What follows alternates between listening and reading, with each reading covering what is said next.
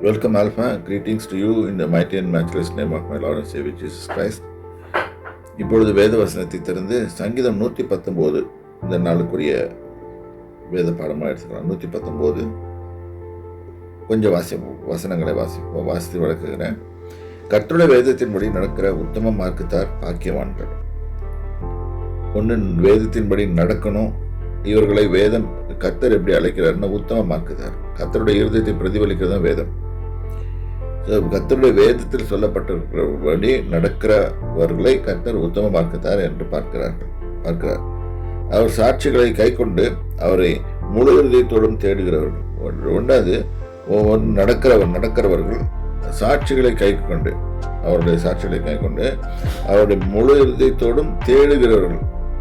எப்பவுமே நம்ம இருதயத்தில் ஒரு பிரச்சனை இருக்குது. நம்ம எப்பவுமே முழு இருதயத்தோடு தேட மாட்டோம். வேதத்தை வாசிக்கும் போது கூட ஒரு பாதி எண்ணங்கள் எங்கேயாவது ஓடிட்டுருக்கோம், சிந்தனைகள் ஓடிட்டுருக்கோம். அந்த மாதிரி இல்லாமல் முழு இருதயத்தோடும் நான் என் தேவனை நோக்கி பார்ப்பேன், நான் என் காரியத்தை வெற்றி. இது ஏன் இந்த மாதிரி சிந்தனைகள் சிதறல் இதெல்லாம் வருதுன்னா, இதெல்லாம் பிசாசுனால வருது. ஏனென்றால் அவன் பயப்படுறான், நம்ம எப்போவாவது நம்ம முழு இதை எடுத்துக்குவோமோ, அதாவது நம்ம பாதைகளை நோக்கி, நமது தேவன் ஏற்படுத்தின வழிகளை நோக்கி நம்ம நடந்து விடுவோமோ என்று பயந்து அவன் கொண்டு வந்து போடுகிறது தான் அந்த எண்ணங்கள்.